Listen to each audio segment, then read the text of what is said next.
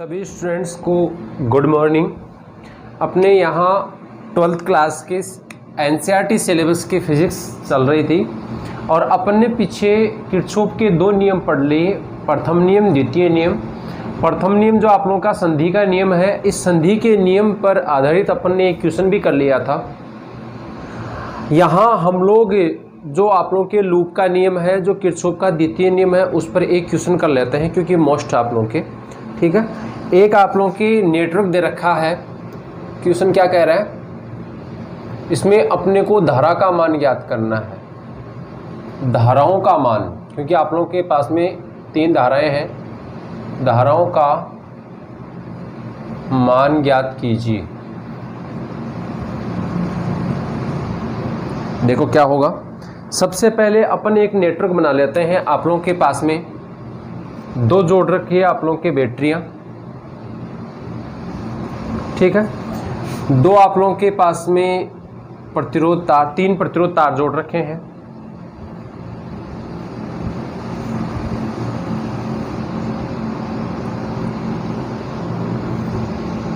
एक प्रतिरोध तार आप लोगों के यहाँ है, यह आप लोगों के दे रखा है।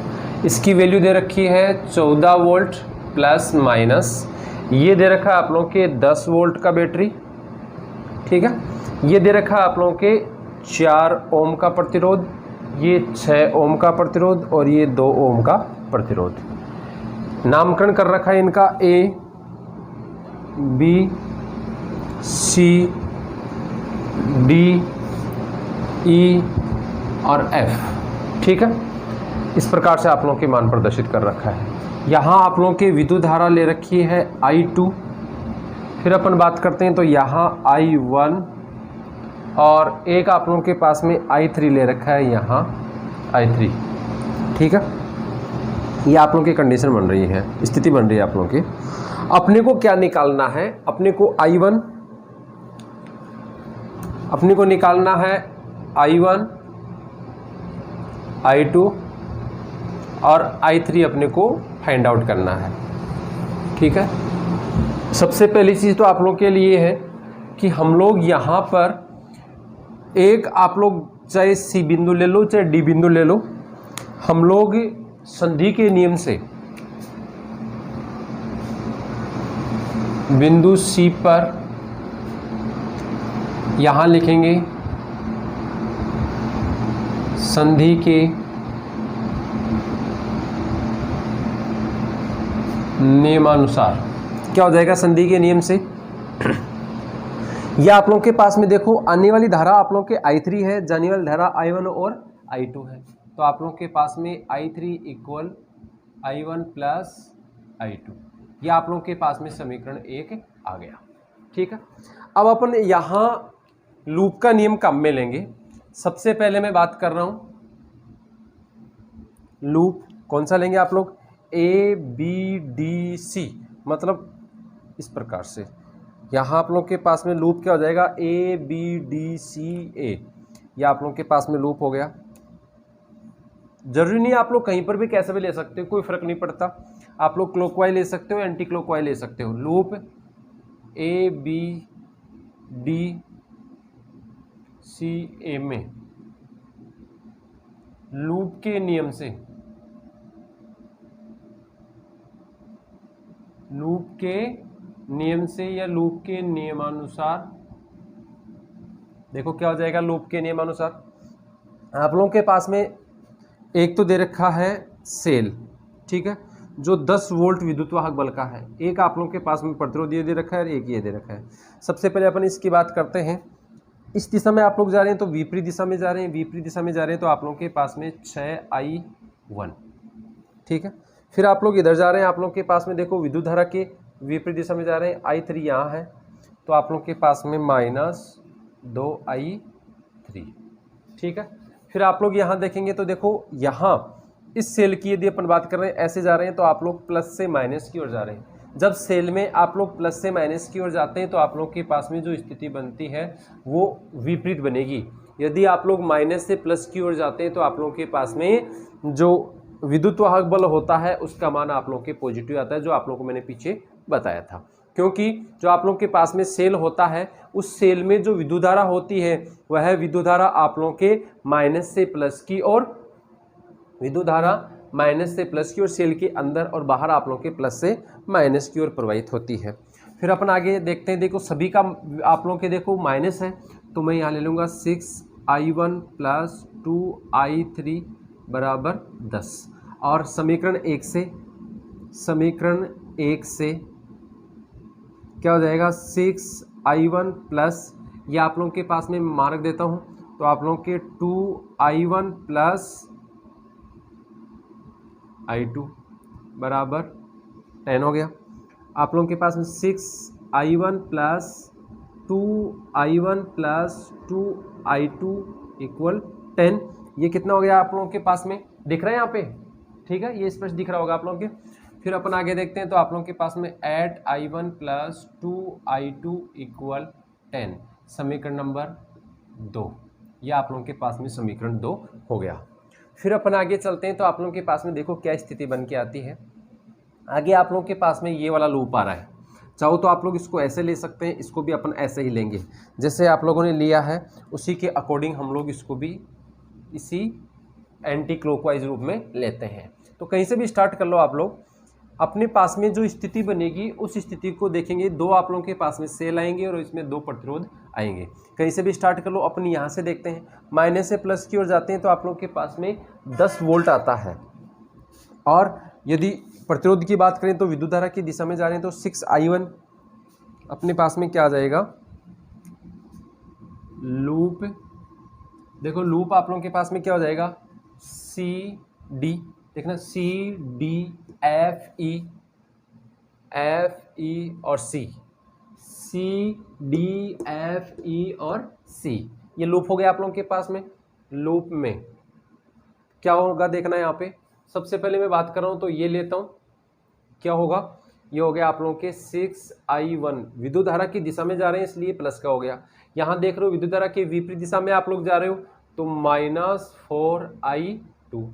फिर देखते हैं अपन बैटरी के लिए माइनस से प्लस की ओर जा रहे हैं तो आप लोगों के पास में कितना हो गया, 10 हो गया। यहाँ भी माइनस से प्लस की ओर जा रहे हैं। यहाँ एक चीज़ का ध्यान रखना, जो विद्युत धारा प्रवाहित हो रही है देखो ये I2 है, अपन I2 के अनुरूप यदि ले लें, I2 के अनुरूप यदि ले लें तो आप लोगों का गलत हो जाएगा, क्योंकि यहाँ आप लोगों के पास में जो सेल है उसमें प्लस से, यहाँ देखो प्लस से माइनस की ओर इस दिशा में धारा प्रवाहित होगी, लेकिन यहाँ इसका प्रभाव अपन देख रहे हैं कि यहाँ आप लोगों की दिशा प्रदर्शित नहीं कर रखी, तो आप लोगों के पास में प्लस हो जाएगा 14।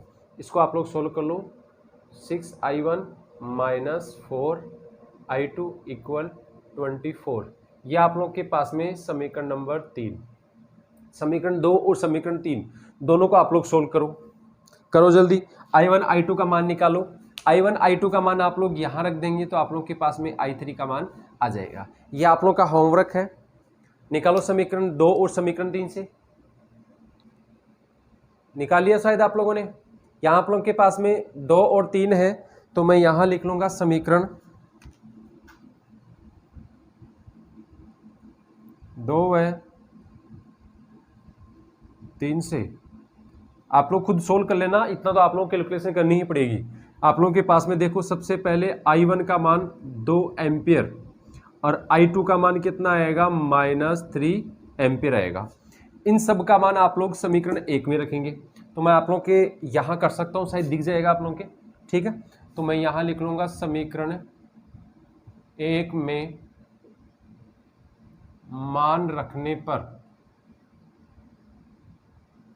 ठीक है, समीकरण 1 में मान रखने पर आप लोगों के पास में देखो समीकरण 1 का मान, समीकरण 1 में आप लोग I1 का मान रखेंगे 2 एम्पियर और I2 का मान रखेंगे -3 एम्पियर, तो आप लोगों के पास में I3 = 2 - 3 और I3 आप लोगों के पास में आ गया -1 एम्पियर। तो ये स्थिति आप लोगों की बनती है समीकरण नंबर 4। यहाँ आप लोगों के पास में देखो क्या पूछ रहे हैं, धाराओं का मान पूछ रहे हैं। देखो वहाँ पे क्वेश्चन पे क्या कह रहा है, आप लोगों को धाराओं का मान ज्ञात करना है। तो धाराओं का मान आप लोगों ने यहाँ देखो, मैंने आप लोगों को बताया था I1 I2 I3 इन तीनों का मान निकालना है। तो ये आप लोगों के पास में ये हो गया I1 का मान, ये हो गया I2 का मान और ये हो गया आप लोगों के पास में I3 का मान।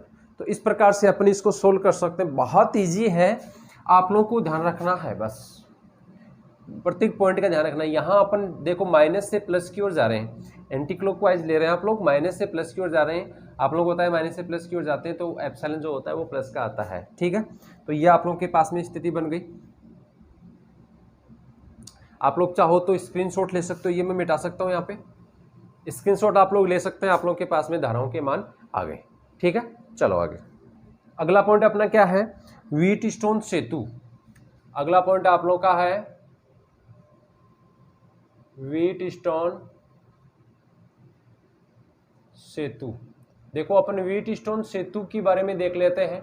ये साइंटिस्ट थे अपने, व्हीटस्टोन सेतु साइंटिस्ट थे, प्रोफेसर थे, जिन्होंने 1842 में व्हीटस्टोन सेतु के बारे में बताया, ठीक है। व्हीटस्टोन सेतु ने यहाँ अपन व्हीटस्टोन सेतु के द्वारा हम लोग प्रतिरोध ज्ञात करते हैं। क्या ज्ञात करते हैं, प्रतिरोध का मान ज्ञात करते हैं। किसी प्रतिरोधक के प्रतिरोध का मान ज्ञात किया जाता है। सबसे पहले अपन देखते हैं कि व्हीटस्टोन सेतु में आप लोगों के 4 प्रतिरोध तार होते हैं या 4 प्रतिरोधक होते हैं। कितने होते हैं, 4 प्रतिरोधक होते हैं। एक आप लोगों के पास में होता है, एक होता है बैटरी, ठीक है, और एक इसमें होता है धारामापी। एक होता है धारामापी। इनका हम लोग संयोजन करते हैं। यदि ये तीन आप लोग के पास में इंस्ट्रूमेंट है, हम लोग इनमें जो आप लोग के पास में 4 प्रतिरोधक जो तार होते हैं, इनको यदि चतुर्भुज की चारों भुजाओं के स्थान पर जोड़ दिया जाए तो हमारे पास में एक ऐसी व्यवस्था प्राप्त होती है जिसको आप लोग व्हीटस्टोन सेतु के रूप में देखते हैं। और इसमें 2 भुजाओं के बीच में जो विकिरण जुड़ता है वहाँ पे आप लोग धारामापी जोड़ देते हैं, 2 आप लोगों की कुंजियाँ काम करती है। तो इस प्रकार से आप लोगों के पास में स्थितियाँ बनती है। अपन यहाँ एक बार डायग्राम बना के देख लेते हैं। 1845 में व्हीटस्टोन नामक वैज्ञानिक जो एक प्रोफेसर थे, जो इंग्लैंड के प्रोफेसर थे, इन्होंने 1842 में व्हीटस्टोन सेतु प्रदर्शित किया, जिससे हम लोग अज्ञात प्रतिरोध का मान ज्ञात करते हैं। सबसे पहले मैं यहाँ आप लोगों के डायग्राम बना के बता रहा हूँ। ये आप लोगों के पास में हो गया एक प्रतिरोध, ठीक है। ये हो गया आप लोगों के पास में दूसरा प्रतिरोध, ये हो गया आप लोगों के पास में तीसरा प्रतिरोध, और ये हो गया चौथा प्रतिरोध। इस प्रकार से स्थिति बनती है। यहाँ अपने पास में जुड़ता है गैल्वेनोमीटर, और यहाँ जुड़ जाती है आप लोगों के पास में एक कुंजी। इसको हम लोग जोड़ देते हैं किसी बैटरी के द्वारा। यहाँ हम लोग एक दूसरी कुंजी लगा देते हैं, और ये आप लोगों के पास में ऐसे परिपथ तैयार हो जाता है।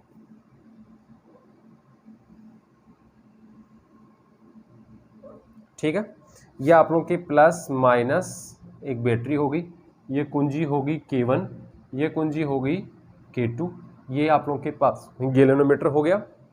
यहाँ हम लोग ये विद्युत धारा लेते हैं I, और इधर से विद्युत धारा निकल रही है I। यहाँ आप लोग के पास में ये बिंदु हो गया A, ये B, ये हो गया C, और ये हो गया D। क्लियर। अब अपन यहाँ देखते हैं आप लोग के पास में ये जो प्रतिरोध है इसको P, Q, R और S इस प्रकार से जोड़ते हैं। ये जो आप लोग के पास में विद्युत धारा है, यह विद्युत धारा I 2 भागों में डिवाइड हो जाती है, एक I1 में और एक I2 में। ठीक है, ये जो विद्युत धारा I1 है इसका एक भाग इधर निकल जाता है IG। यहाँ आप लोगों के पास में विद्युत धारा I3 प्राप्त होती है, जिसका मान I1 माइनस IG होता है। ठीक है, यहाँ आप लोग के पास में I2 वापस आके इसमें जुड़ जाती है, तो ये हो गई I4 जो I2 प्लस IG होगी। यह आप लोगों की स्थिति बन गई। यहाँ अपन यदि बात करते हैं तो आप लोगों के पास में ये जो प्रतिरोध होता है S, ये अज्ञात प्रतिरोध होता है। क्या होता है? अज्ञात प्रतिरोध, जिसका मान हमें ज्ञात करना होता है। जो आप लोगों के पास में व्हीट स्टोन जो सेतु होता है, इस व्हीट स्टोन सेतु में हम लोग जब कुंजी के, ये जो आप लोगों के पास में कुंजी है, इस कुंजी K2 को ऑन करते हैं। पहले K1 तो आप लोग के ऑलरेडी ऑन है जिससे विद्युत धारा प्रवाहित हो रही है। K2 को जब ऑन करते हैं तो आप लोगों के पास में धारामापी में विक्षेप प्राप्त होता है। और हम लोग यहाँ आप लोगों के पास में जो जोकी होती है, उस जोकी के द्वारा यदि हम लोग बैलेंस करते हैं तो आप लोगों के पास में यहाँ एक संतुलन बिंदु प्राप्त होती है। और संतुलन बिंदु जब प्राप्त होती है तो आप लोगों के पास में IG बराबर क्या होता है, 0। IG का मान जब 0 होता है तो आप लोगों के पास में स्थिति प्राप्त होती है संतुलन अवस्था।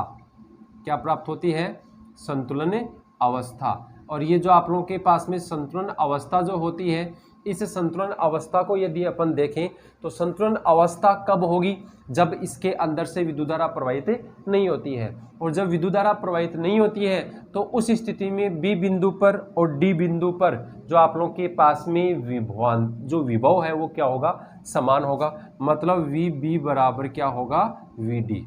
ये कंडीशन आप लोगों की बनती है।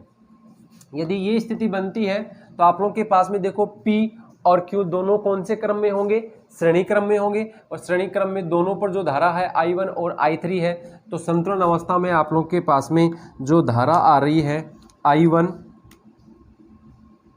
बराबर I3 और आप लोगों के पास में और I2 बराबर I4, ये धाराएं आप लोगों के बराबर हो गई। यदि ये आप लोगों की स्थिति बनती है, यदि यहाँ विभवांतर आप लोगों के समान होता है तो अपन देख लें ये वाला विभवांतर इसके बराबर होगा और ये वाला विभवांतर इसके बराबर होगा। क्यों होगा, क्योंकि ये दोनों बिंदु हैं जिनके विभव का मान समान है। देखो बी बिंदु पर विभव और डी बिंदु पर यदि आप लोग के पास में विभव समान है, इसका मतलब ये दोनों बिंदु एक हो गई। एक हो गए तो आप लोग के पास में ये दोनों जो स्थिति है ये कौन से क्रम में हो जाएंगे, समांतर क्रम में हो जाएंगे। और समांतर क्रम में हो जाएंगे तो आप लोग के पास में जो विभवांतर है उस विभवांतर का मान क्या हो जाएगा, बराबर हो जाएगा। तो मैं यहाँ लिख सकता हूँ वी ए, यहाँ सबसे पहले लिखेंगे संतुलन अवस्था में V A minus V B, V A minus V B बराबर ये क्या हो जाएगा, V A minus V D. ठीक है, हो गया। फिर अपन देख लेंगे यहाँ पे ओम के नियम से, यहाँ अपन ओम का नियम लगाएंगे। तो ओम के नियम से क्या कहता है ओम का नियम, चूंकि V A minus V B बराबर आई आर। आई क्या है आप लोगों के पास में, I1 और R के रूप में P। और आप लोगों के पास में V A minus V D, इसके लिए विद्युत धारा क्या है I2 और प्रतिरोध R। अतः देखो ये दोनों बराबर हैं तो आप लोगों के पास में क्या हो जाएगा, I1P बराबर I2R। ये आप लोगों के पास में ये जो आप लोगों की स्थिति बन रही है दोनों बराबर है। ठीक है, ये जो आप लोगों के पास में मान आ रहे हैं, ये दोनों जो मान आ रहे हैं बराबर, इनको मैं समीकरण दे सकता हूं 1, समीकरण 2 और समीकरण 3। बोलो यहाँ तक किसी प्रकार की कोई दिक्कत हो तो। यह आप लोगों के लिए बहुत ईजी है, एक बार फिर रिपीट कर दूं। अपने पास में 4 प्रतिरोध हैं जिनमें P, Q और R ये तो ज्ञात प्रतिरोध है और S एक अज्ञात प्रतिरोध है। हमें S का मान ज्ञात करना है। इसके लिए हम लोग इन चारों प्रतिरोधकों को या आप लोग के चतुर्भुज की 4 भुजाओं के स्थान पे जोड़ते हैं। तो चतुर्भुज की 4 भुजाओं के स्थान पे जोड़ने के पश्चात B और जो D बिंदु है, यहाँ आप लोग के विकिरणीय रूप में धारामापी और एक कुंजी जोड़ी जाती है। धारामापी में हम लोग यदि विक्षेप देखते हैं तो यदि धारामापी में विक्षेप 0 आता है, यहाँ मैं आप लोगों के लिख दूं G में विक्षेप 0 हो, या आप लोग बोल सकते हैं कि अविक्षेप धारामापी G में या गैल्वेनोमीटर में अविक्षेप की स्थिति हो तो आप लोगों के पास में IG बराबर 0। यदि IG बराबर 0 हो जाएगा तो देखो I3 बराबर I1 ले लिया मैंने। यहाँ IG का मान 0 हो जाएगा तो आप लोगों के I4 बराबर I2 I4 बराबर I2, जिसको आप लोगों ने समीकरण 1 दे दिया। संतुलन अवस्था की स्थिति जो होती है, इसका मतलब यहाँ धारामापी में विक्षेप शून्य है। धारामापी में विक्षेप शून्य है तो आप लोगों के पास में B बिंदु पर विभव VB और D बिंदु पर विभव VD दोनों समान होंगे, जो मैंने यहाँ आप लोगों को बता रखा है। फिर अपन देखते हैं यदि ये दोनों समान है, इसका मतलब B और D दोनों एक दूसरे से जुड़े हुए हैं, जिससे ये दो आप लोगों के पास में AB जो आप लोगों के पास में शाखा है, यहाँ आप लोगों के पास में AD है, ये दोनों समांतर क्रम में हो जाएंगे। समांतर क्रम में जो विभवांतर होता है, जो VA माइनस VB और VA माइनस VD दोनों समान हो जाएंगे। ओम के नियम से आप लोगों को पता है V बराबर क्या होता है, IR होता है। I के स्थान पे मैंने ले लिया यहाँ पे I1 और R के स्थान पे क्या है, P हो गया, तो I1 P हो गया। दूसरा आप लोगों के पास में VA माइनस VD जो है, यहाँ पर विद्युत धारा I2 और प्रतिरोध क्या हो गया, कैपिटल R हो गया, तो आप लोगों ने ले लिया I2R। दोनों को यदि हम लोग बराबर कर देंगे, या बोल सकते हैं समीकरण, मैं यहाँ लिख दूँ आप लोगों के समीकरण 2 में मान रखने पर, अतः या समीकरण 2 से क्या हो जाएगा, समीकरण 2 से आप लोगों के पास में ये स्थिति बन गई। ठीक है, फिर अपन आगे जब चलते हैं तो आप लोगों के पास में देखो क्या स्थिति निकल के आती है। अपने पास में ये दोनों मान भी बराबर हो जाएंगे। ठीक है, तो आप लोगों के पास में देखो क्या होगा, इसी प्रकार VB माइनस VC बराबर VD माइनस VC। देखो VB माइनस VC और VD माइनस VC, ठीक है, बराबर हो गया। फिर अपन देख लेंगे समीकरण नंबर दे देते हैं इसको 4, शायद इधर दिख जाएगा आप लोगों के, या इधर करें, जगह का अभाव है, छोटे लिखते हैं तो आप लोगों को दिखते नहीं, बड़े लिखते हैं तो अपनी स्पेस की कमी आ जाती है। यहाँ तक हो गया तो एक बार स्क्रीनशॉट ले लो, फिर अपन आगे चलते हैं। ठीक है, देखो ये हो गया आप लोगों के पास में। फिर लिखेंगे ओम के नियमानुसार, ओम के नियम से क्या होगा, ओम के नियम से, ओम के नियम से आप लोगों के पास में VB माइनस VC चाहिए। VB माइनस VC आप लोगों को पता है क्या होगा, विद्युत धारा कौन सी होगी, I3 और प्रतिरोध क्यों। ठीक है, फिर आप लोगों के पास में VD माइनस VC, VD आप लोगों के पास में ये रहा, VC ये रहा, VD माइनस VC बराबर क्या हो जाएगा, I4S। ठीक है, अतः समीकरण 4 से देखो, समीकरण 4 ये है, दोनों को इक्वल कर देंगे, I3Q बराबर I4S, ये हो गया आप लोगों के पास में समीकरण नंबर 5। अब समीकरण 3 और समीकरण 5 दोनों से अपन मान निकालेंगे। समीकरण 3 और समीकरण 5 दोनों से अपन निकाल लेते हैं। देखो मैं डायग्राम यहाँ मिटा रहा हूँ आप लोगों के, शायद आप लोगों ने पहले देख लिया था। ठीक है, चलो आगे देखते हैं। समीकरण 3 आ रहा है, उस समीकरण 3 में हम लोग I1 और I4 दोनों का अनुपात निकालते हैं। ये I1 और I2 दोनों का अनुपात निकालते हैं। मैं यहाँ लिख रहा हूँ आप लोगों के सबसे पहले समीकरण 3 से, समीकरण 3 से क्या हो जाएगा, समीकरण 3 से I1P बराबर I2R और I1 अपॉन I2 बराबर R अपॉन P, ये हो गया आप लोगों के पास में समीकरण नंबर 6। ठीक है, फिर मैं लिखूंगा समीकरण 5 से। ठीक है, क्या होगा समीकरण 5 से, समीकरण 5 से आप लोगों के पास में आ जाएगा I3Q बराबर I4S और I3 अपॉन I4 बराबर S अपॉन Q। ठीक है, जो समीकरण नंबर 7 को प्रदर्शित करता है। आप लोगों ने पीछे लिख रखा है, चूंकि अपने पीछे निकाल रखा है, चूंकि I1 बराबर I3, ठीक है, और आप लोगों के पास में I2 बराबर I4, तो समीकरण 7 में मान रख दूं मैं, आप लोग चाहो तो 6 में रख सकते हो। समीकरण 6 से चलो 6 में रख दो, I1 के स्थान पे I3 हो जाएगा और I2 के स्थान पे I4 हो जाएगा, इक्वल R अपॉन P। फिर आप लोग समीकरण 7 ले लेंगे काम में। देखो समीकरण 7 क्या है, I3 अपॉन I4 और ये I3 अपॉन I4, तो क्या हो जाएगा S अपॉन Q बराबर R अपॉन P। और आप लोग के पास में यहाँ से S की वैल्यू आप लोग के आ जाएगी, तो S बराबर आर एस अपॉन, देखो क्यू को इधर ले जाऊंगा तो Q upon P into R. यह आप लोगों के पास में स्थिति बन गई। यहां से जो भी आप लोगों के मान आएगा उसका मात्रक क्या होगा, ओम।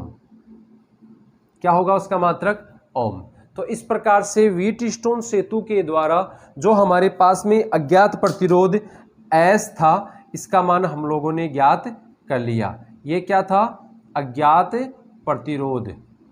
क्या था ये, अज्ञात प्रतिरोध। और अज्ञात प्रतिरोध का मान हम लोगों ने निकाल लिया। ठीक है, जो आप लोगों के पास में समीकरण नंबर 8 आ गया। यह समीकरण नंबर 8 अज्ञात प्रतिरोध के मान को प्रदर्शित करता है। तो इस प्रकार से आप लोगों के पास में जो ये मान आप लोगों ने निकाला, ये व्हीटस्टोन सेतु का है। व्हीटस्टोन सेतु का हम लोग यहाँ आगे उपयोग करेंगे। जो आप लोगों के मीटर सेतु आएगा, मीटर सेतु में हम लोग क्या करते हैं, हमें कोई प्रतिरोध तार दिए हुए होते हैं, उन प्रतिरोध तारों का हमें प्रतिरोध ज्ञात करना होता है। दो वहां पे आप लोगों की स्थिति बनेगी, प्रैक्टिकल अपने आता है। एक तो अज्ञात प्रतिरोध का प्रतिरोध ज्ञात करना मीटर सेतु की सहायता से, और एक हम लोग ज्ञात करते हैं श्रेणी क्रम और समांतर क्रम। दोनों स्थितियों में हम लोग दो प्रतिरोध तारों को जोड़कर प्रैक्टिकल करते हैं। इस प्रकार से आप लोगों के 3 प्रैक्टिकल हैं। इसके बेसिस पे 3 प्रैक्टिकल आप लोगों के कंप्लीट हो जाएंगे आप लोगों के, और इस थ्योरी को भी अपने को ध्यान देना है। बहुत अच्छा क्वेश्चन है ये। ठीक है, तो आज का वीडियो अपन यहीं तक समाप्त करेंगे। धन्यवाद।